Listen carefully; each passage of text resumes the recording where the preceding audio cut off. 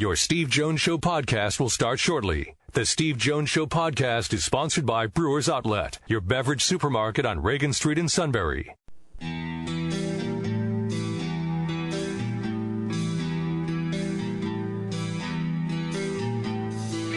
Sports talk where your voice counts. This is the Steve Jones Show on News Radio 1070 WKOK. Now from the Sunbury Motors Studio, here's Steve Jones. Sunbury Motors, Ford, Lincoln, Hyundai, North 4th Street Auto Plaza, Sunbury, and Sunbury Motors Kia on the Strip, routes 11 and 15 in Hummel's Wharf. As we wrap up our best of week here on WKOK, and Sean Carey, Steve's back on Monday.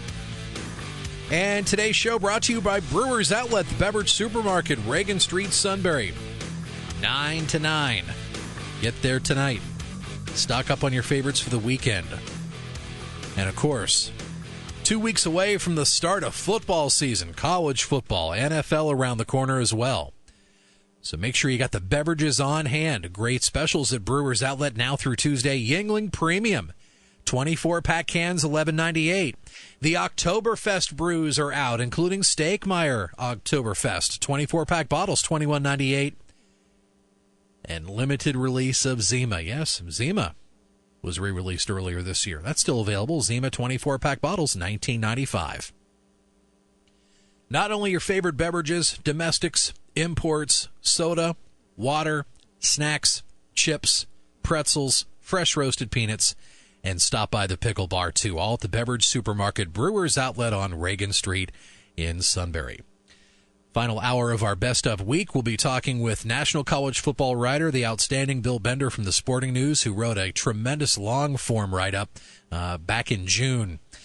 He had a chance to go to Happy Valley to speak with Penn State quarterback Trace McSorley. Talk to Trace, he did, and we'll talk to Bill about that. We'll replay the interview we did with Bill last month.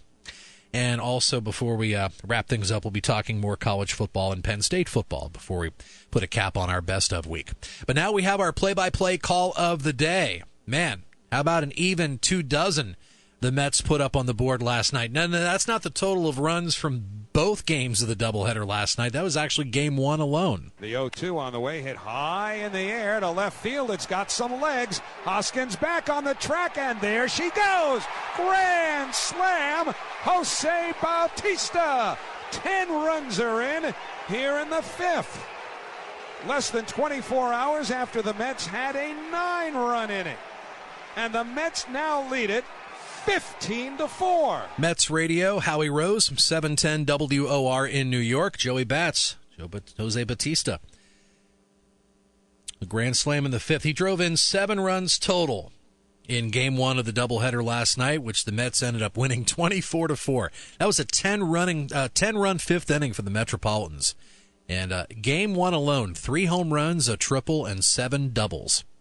And then the Phillies able to cleanse the palate rather quickly and scrub that away, and I was able to get a 9-6 win in the nightcap. And Zach Eflin, after a very surprising send-down to Lehigh Valley last weekend, came back up and pitched 6 2/3 for the Fightins last night before Sir Anthony Dominguez was able to lock the door for the Fightins. So tonight we got a really great pitching matchup. You got Aaron Nola against Noah Syndergaard. Nola 13-3, Syndergaard 8-2. And a note first pitch tonight. It is 6:05, a 6:05 start this evening.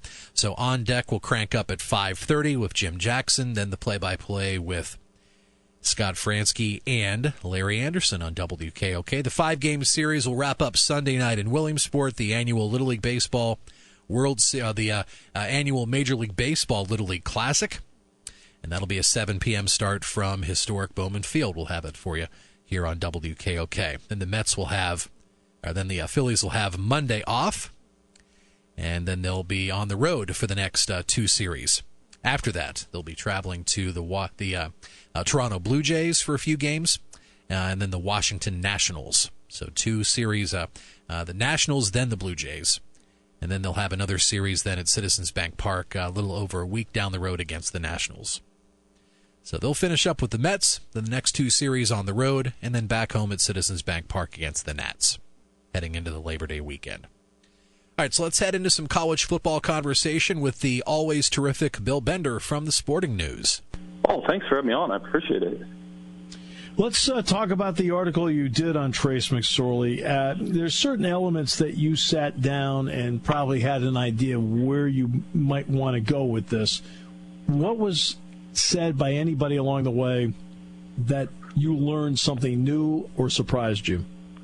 No, I think, Sean and I were just talking about it. I think actually, and to compliment you, I think your quote kind of carried this in some ways when you said swagger without arrogance. And I think that gets to the heart of who Trace McSorley is. He's a winner. He's a competitor. He's a leader. But at the end of the day, to me, and, I follow the Big Ten pretty closely, that there's this guy that has to constantly prove everybody wrong. And, he's done that for 2 years, and now more than ever as a senior, the crazy part is he has to do it again without Saquon, without Moorhead, et cetera.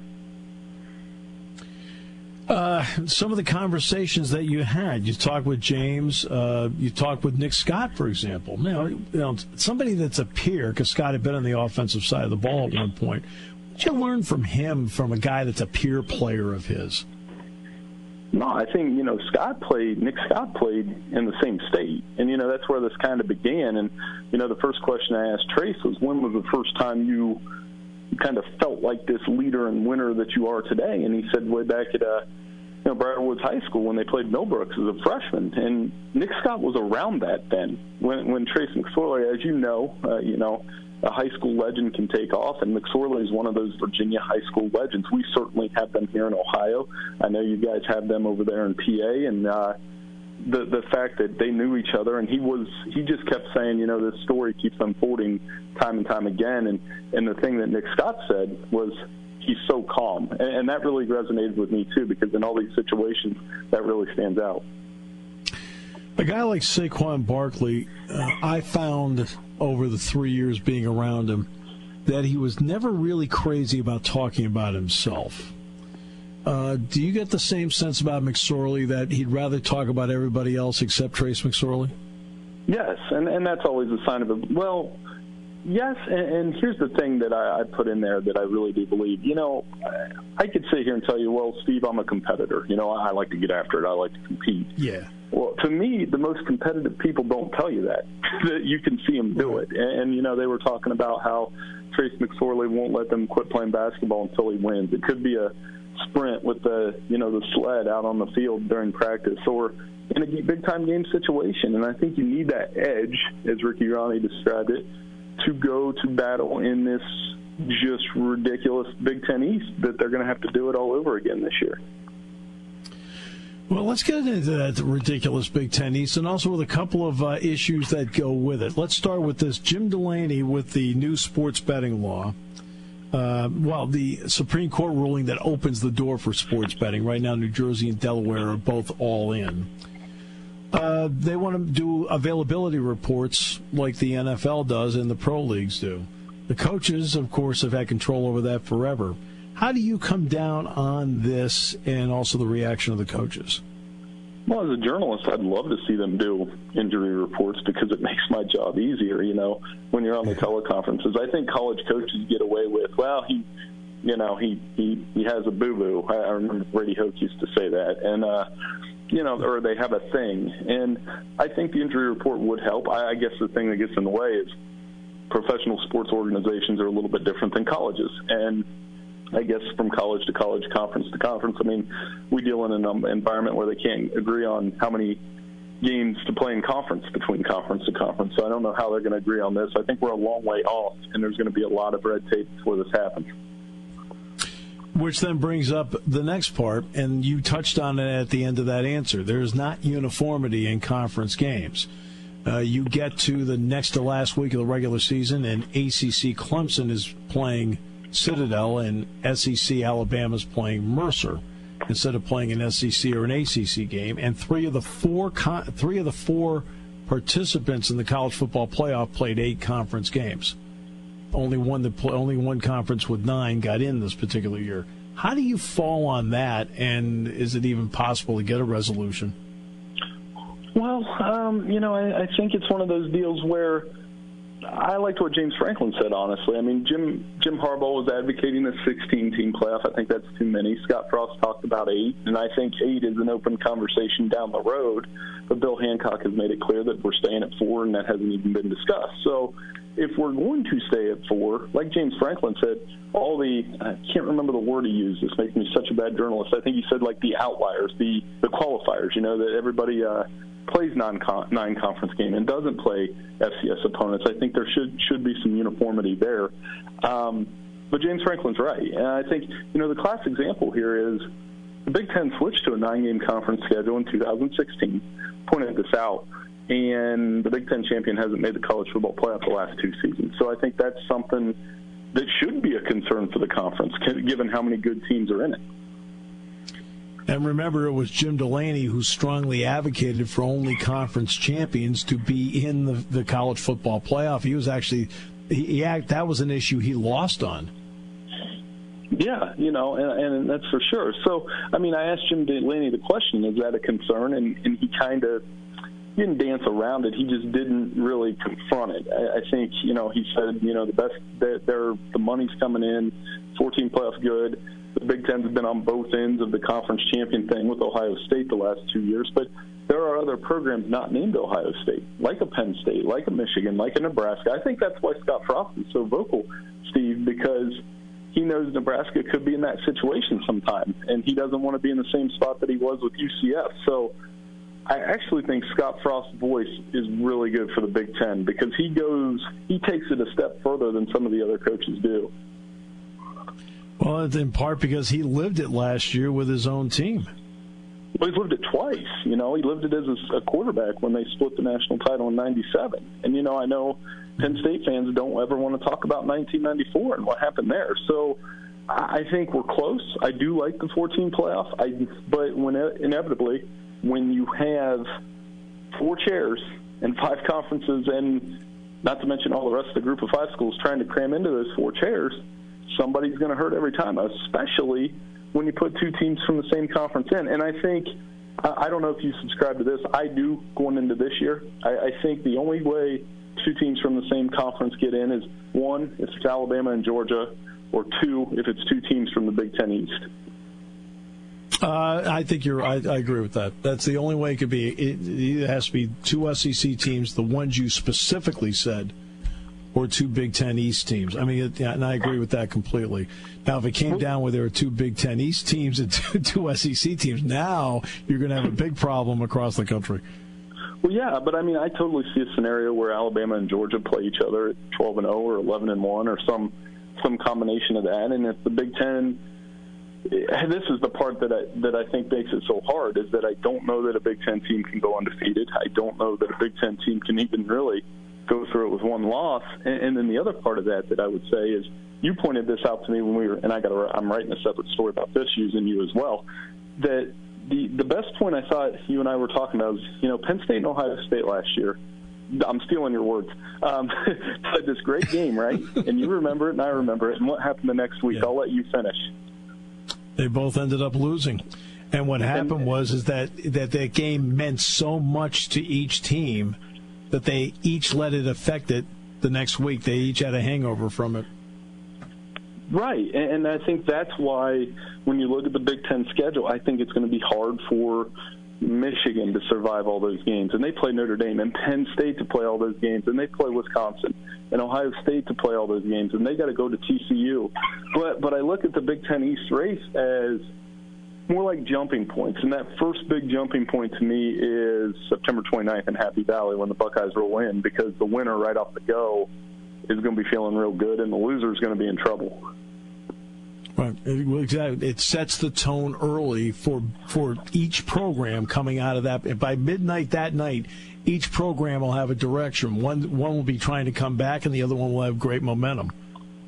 Yeah, and for Penn State, I think not losing a home game the last 2 years, that was also part of my McSorley story, is he's helped restore that. Penn State is this hostile place to play where you're not going to have an easy time when you go play the Nittany Lions at home. I think the other early launch point game will be Michigan and Michigan State, because honestly I believe the loser of that game will be out, because I don't know that the loser of that game will be able to recover. Whereas the loser of Penn State, Ohio State, because it's early enough, could recover, go 11-1, and be in decent shape. Right, exactly. The new kickoff rule. Obviously, they're trying to do whatever they can to make the game safer. That's one of the reasons why I'm going to take a long, hard look at the Alliance of American Football, which has taken the kickoff out of it. Do you think this is a step in the direction of eliminating the kickoff in college football? How do you view the new kickoff rule where you can fair catch it? Probably. I think that'll be a thing in the near future. I mean, the fewer kickoffs the game can have, the better is the way they look at it now. You know, I talked to a kickoff specialist last week, a guy named Marcus Green down at Louisiana Monroe. Had 4 kickoff returns for touchdowns last year. Had a couple punt returns as well. This is kind of his ticket. When you're one of those hidden gems, that's the one thing we forget about. When you're a hidden gem like him, you're trying to break into the NFL any way possible. And he said he's not planning on fair catching at all. So we'll see how that's used. But in general, if it's something that can make the game safer, will make the game safer, I'm all for it. Yeah, and which then brings you to Larry Fedora of North Carolina, where, I mean, there's a way to handle questions like that. How surprised were you that he handled it in the direction that he did, almost basically saying, well, we don't know what causes CTE? Well, I think CTE is not going away. I mean, that we need to learn more, and that's not the way to talk about it. You know, and not to dismiss it, not to kind of puff out your chest and say football is everything. You know, 2 months after a Washington State kid committed suicide and was found to have CTE, I think, you know, it's not an everything case. But I can tell you this. I mean, the way I wrote about it was, I think football is the greatest game in the world. That, in my opinion, on that won't change. I think you know, the point he made about the military, yeah, there's a lot of soldiers that do that, and that it definitely, football teaches you hard work, discipline, all those kind of things. But at the same time, you know, I have an 8-year-old son, and those CTE discussions at cookouts are very real. And, you know, it's about just making sure that the game's safer in the future and getting more research on this topic without dismissing it just in the name of football is the way I would handle it. You mentioned your 8-year-old son. In fact, you know, you were going back to coach one of his games. Has football been a thought for him? And if so, as a father, what have you thought? No, I mean, it's discussions with my wife. You know, I started playing in 5th grade, and I'm looking back at it now. I'm wondering, was that too early?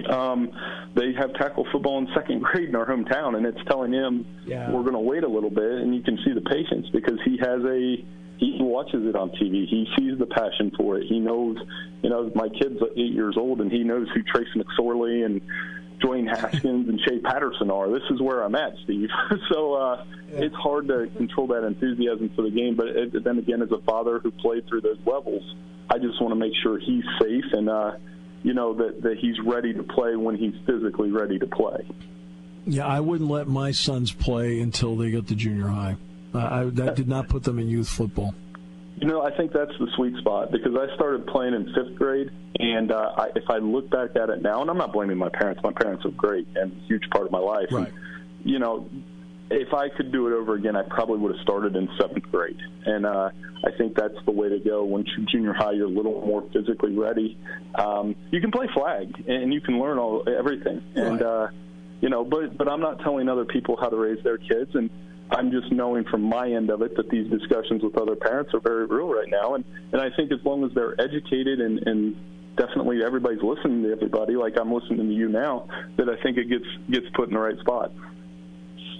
I'm going to bring this back full circle. So we started at quarterback with Trace McSorley, and in one of the answers you mentioned Dwayne Haskins, you mentioned Shea Patterson. Brian Lewerke kind of rounds that thing out. When you look at the quarterbacks in the Big Ten, Holbrook and Thorson in the West, but then the 4 guys in the East. What do you see in the quarterbacks, especially in the East? Because there are a couple of unknowns and a couple of knowns. Right, and I think, well, we know what we're going to get out of Trace. That's, I think, your quote again. Not to keep taking your quotes, but you know what you're going to get every single Saturday from him: steady, consistent play. I think Lewerke's kind of in that same vein too, and he can run a little bit. And Michigan State's kind of business as usual. I guess the X factors are Haskins, who takes over, and I know Ohio State's offense will look a little differently and that he'll probably throw a little more. and Dobbins and Weber will run a little more, but that's not saying Haskins can't run. And then the big X factor, Shea Patterson. I mean, I think the limited sample size at Michigan or at Ole Miss was pretty good. Other people have been debating that, but that's been the missing piece for Michigan. I mean, they had everything else pretty much except offensive line needs improvement. They had a young group of receivers, and now they're bringing a new quarterback into it. So if their offense looks different, they'll be in the mix too. But those 4 quarterbacks, again, they're going to have to play big every single Sunday or Saturday. And I think the one that comes out on top, and you and I talked about this, probably will end up in New York at least as a finalist. Right. Yeah. You mentioned that to me right away when we were sitting down. One final question, and it does deal with Jim Harbaugh.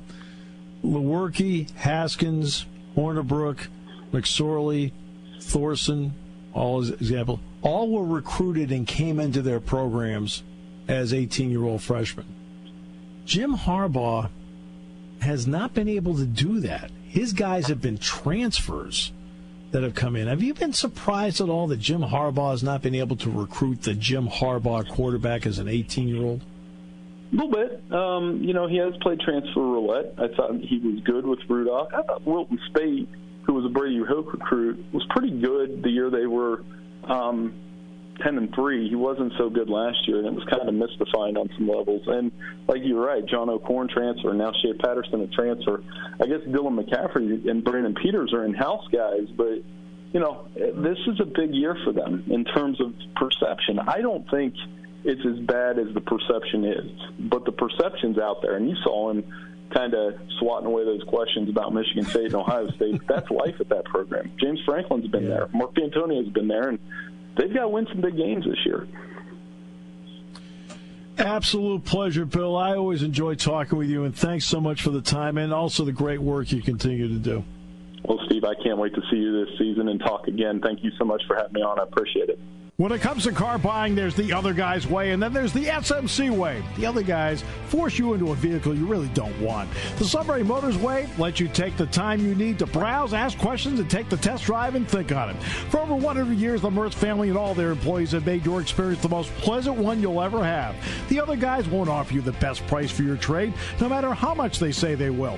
The SMC way is their promise to provide you with the most money the market shows your vehicle is worth.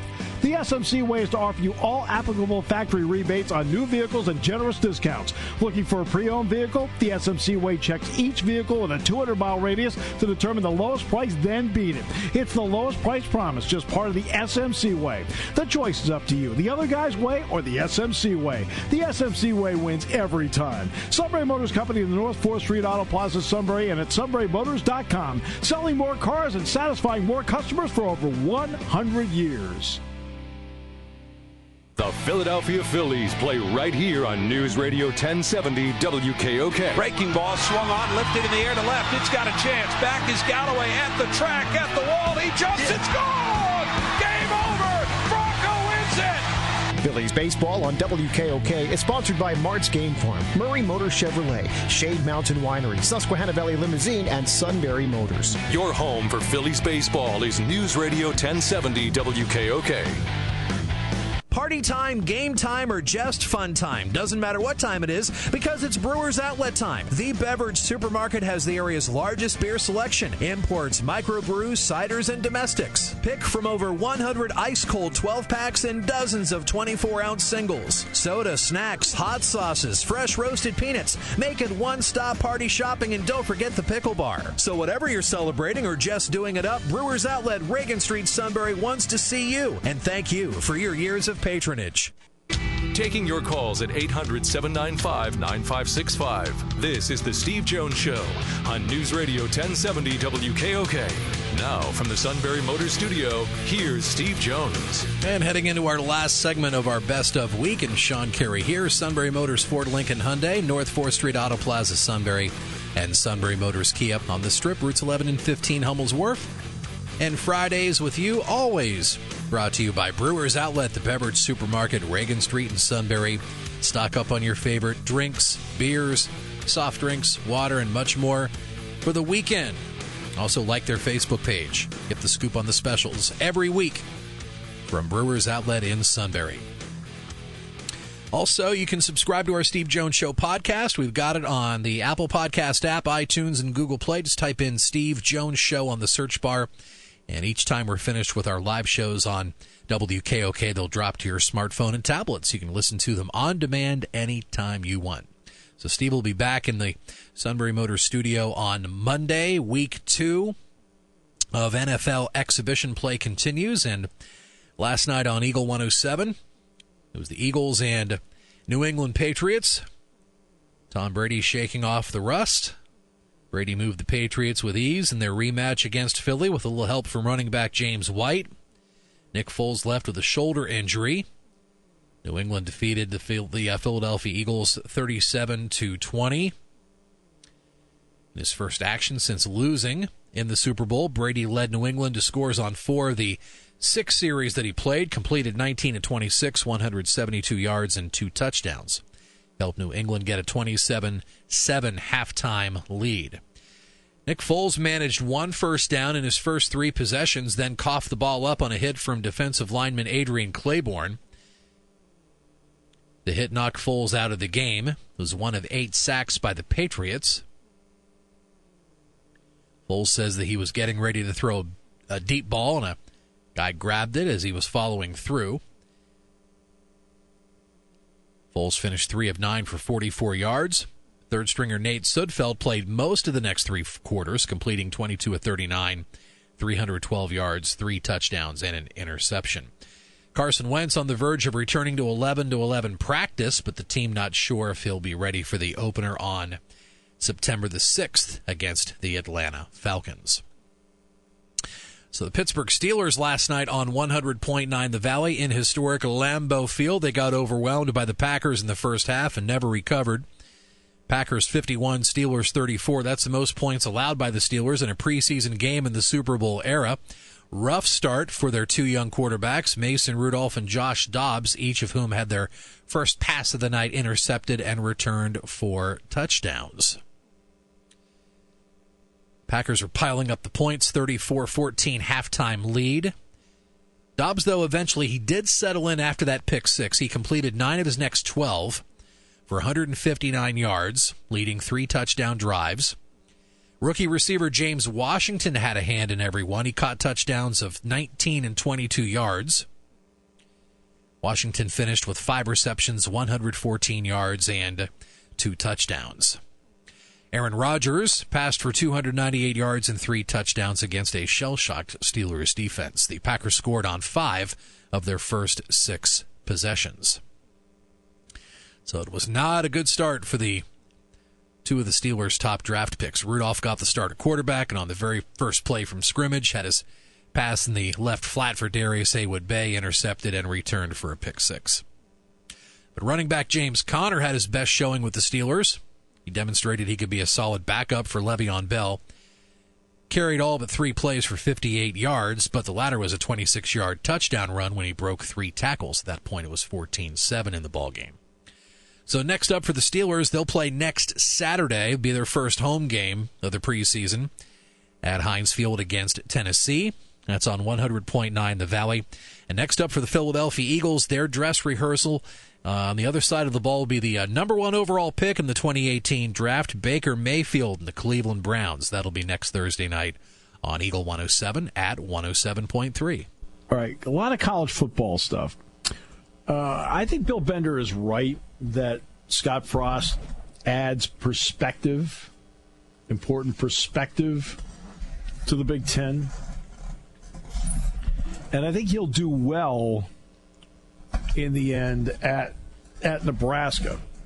Now, the Nebraska job is not an easy job. This is not the old days where Tom Osborne would get 60 walk-ons in the state and then is able to build around that walk-on program and so forth. It's not like that. I mean, if the guy's any good, he doesn't want to be a walk-on anymore, I can tell you that. And their families don't want him to be a walk-on anymore either. I mean, believe me, ask the Kaiser family and ask the Smith family, if you ever run into them, how it felt for them as parents when they found out that their sons were on scholarship and no longer had to pay the freight. You're not going to get a lot of walk-ons in the old days. Nebraska is going to have to recruit heavily in Florida, Texas, and California. Texas, believe it or not, has become a tougher nut for them to crack because they're no longer in the Big 12, and thus there is not the lure to go to Nebraska that you're in the Big 12.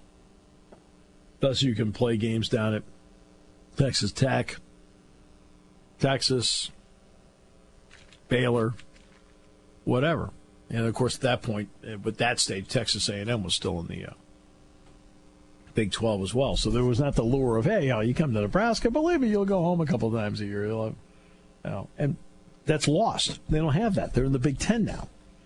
So California, Texas, Florida has to be the big area for them. But Scott Frost does bring in the perspective of, hey, look, in this fight for a national championship, I was at a school that won every single game and got nothing out of it. Now, in fairness, the argument is always going to be against a group of 5 school that if you had to run the gauntlet of Ohio State, Penn State, Michigan, Michigan State, now you're impressed. Running a gauntlet of UConn, Houston, and Memphis doesn't light the fire. UCF, for all we knew, was the best team in college football last year. For all we knew. But they only had one legitimate opportunity to really show it, and that was the bowl game against Auburn. They didn't have to play Ohio State and Michigan State back-to-back. They didn't have to play Penn State and Iowa back-to-back. Like Penn State played Ohio State and Michigan State back-to-back on the road. Ohio State played Penn State at home and then played at Iowa the next week. See, the Central Floridas of the world don't have to do that. But he is going to lend valuable perspective. Now, the question is going to be, after 3 years, is his perspective still valuable? Because perspective in today's world also deals with, hey, look, they really want to listen to you when you're winning. Now, I think he will win there.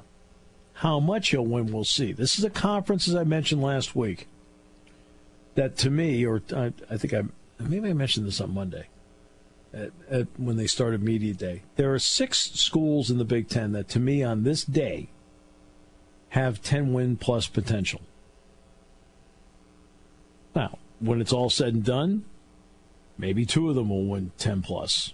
Maybe 4. Maybe all 6. I don't know. But going in, the 6 schools out of 14 that, in my opinion, have 10-plus win potential are Penn State, Ohio State, Michigan, Michigan State, Wisconsin, Northwestern. It's a tough run. It's a tough run in this conference.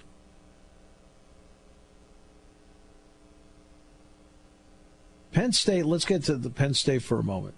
Offensive line has a chance to be maybe the best offensive line they've had here since maybe 9. 8 was really good, but maybe 9. You have to replace a dynamic pass-catching tight end who was a matchup nightmare in Gesicki. You will get guys at that spot, though, that are probably better blockers than Mike. Jonathan Holland, Nick Bowers. And then we'll see, for example, Danny Dalton. Let's see what a guy, for example, like Pat Freiermuth might add. We'll find out early in camp if he's capable of it. The quarterbacks between Trace and Tommy Stevens. And then running back, look, Miles Sanders has waited his turn. He's dynamic.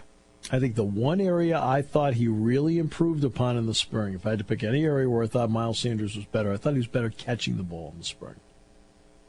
Because he caught the ball with a high level of consistency. And I think Sanders has a chance to have a really good year. Now you're going to add in Mark Allen, Journey Brown, and then let's see what Ricky Slade can do. Now you bring it out to the wide receiver spot. Jawan Johnson has a chance to be outstanding. DeAndre Tompkins has a chance to be really, really good. We saw KJ Hamler and Mac Hippenhammer step in and do some good things in the spring. Now you're adding in Justin Shorter. Now you're adding in Jahan Dotson. All right. So on offense, you feel like they've got a lot of parts that can really work. Now defensively, they've got depth at end. There's no getting around it. You know, Sharif Miller, Ryan Buchholz, they've got depth at defensive end. No question. They've recruited well there. I mean, even a guy like Nick Tarburton, for example, they moved him from linebacker to defensive end just on pure size. I think they had to. When you look at Nick, I thought was, I mean, he was a big linebacker when he was there, so they quickly got him over to the defensive end spot, and I thought that worked out well. Now we'll see if it translates into any playing time. That's the part I'm not, we'll have to see. It's going to be up to him as to whether it translates into playing time. And when you've got Shane Simmons, Shaka Toney,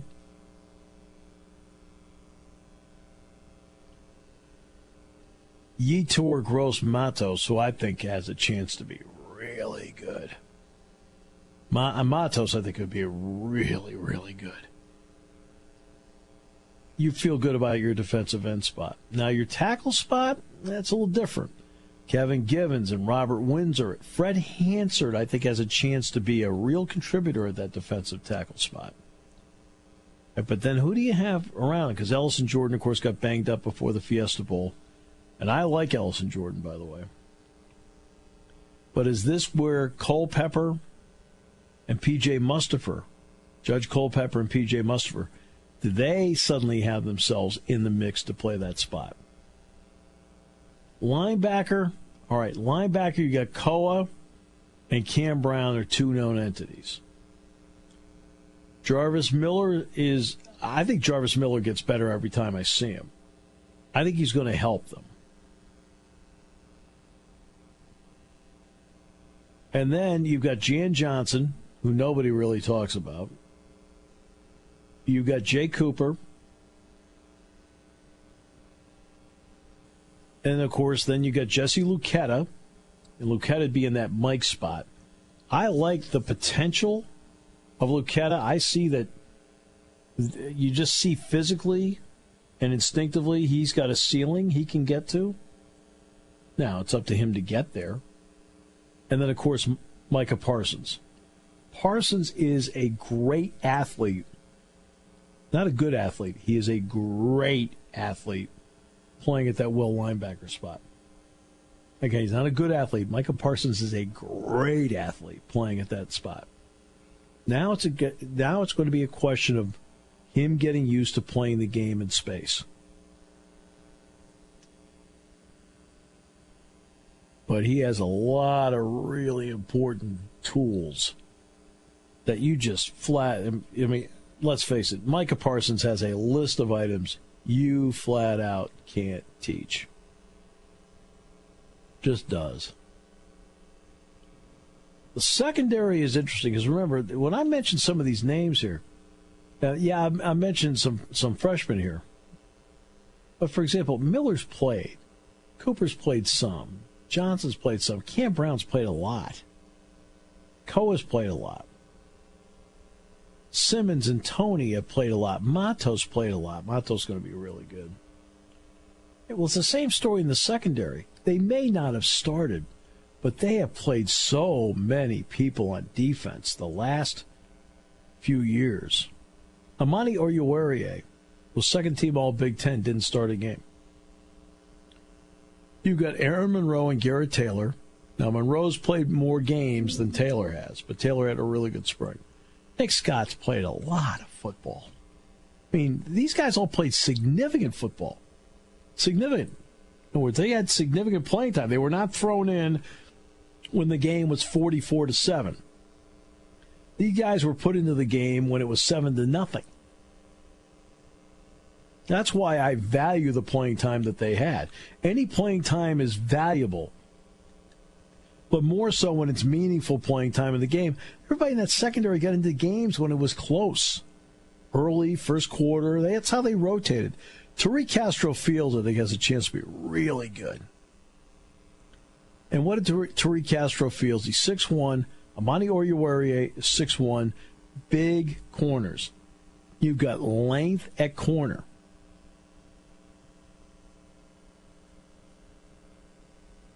And now you add in the return of John Reed. Now you've got a guy really, John Reed can flat out play. And then you got Lamont Wade. And you got Zach McPherson.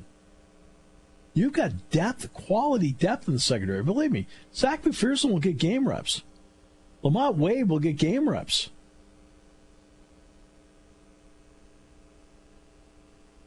Now, they have to straighten out the place kicking part. How do they want to play that? You sense that James Franklin does not want to hand the keys to Blake Gilligan to be the kickoff guy, the punt guy, and the place kick guy. That does not necessarily mean that he can't be two of the three. So let's see how life pans out for Blake Gilligan, but also maybe for others that can contribute and take some pressure and take the weight of one of those positions off of Blake Gilligan. DeAndre Tompkins, Mark Allen, KJ Hamler, Mac Hippenhammer, John Reed all can return punts. Right. Journey Brown, with his speed, is somebody you have to look at right away as a possibility of returning kicks. And believe me, okay, they're not going to be fair catching. I mean, there's no way a deep guy fair catches the ball in college football. No way. Remember, every one of these deep guys believes in their heart that the second they touch the ball, they can take it all the way. They all think that. Every one of them. I'm talking about if they catch the ball in the field of play. Yeah, there are other guys that put a knee down 5 yards deep in the end zone. They're like, hey, let's be smart here and take it at the 25. It's not that they don't think they can take it all the way, but they sit there and go, hey, wait a minute, what's the smart play here? All right. Well, the fair catch part, that means you're catching the ball in the field of play. By catching the ball in the field of play, these guys want to go. Now, maybe Simpson, who's been an up man or whatever, or maybe he backpedals to the 18-yard line, and he might call a fair catch, but he's an offensive lineman. That's the kind of guy that will make a fair catch. But, you know, if Koa happens to be an up guy, he's going to take it and run. Journey's going to take it and run. KJ Hamler's going to take it and run if he's back there, or Mac Hippenhammer, whatever it may be. They're not going to fair catch it. The number of fair catches that you see in college football this season on the kickoff to take out the 20 is going to be minuscule. That's why I think that'll lead to another rule change. That's why watching the Alliance of American Football is going to be really, really intriguing.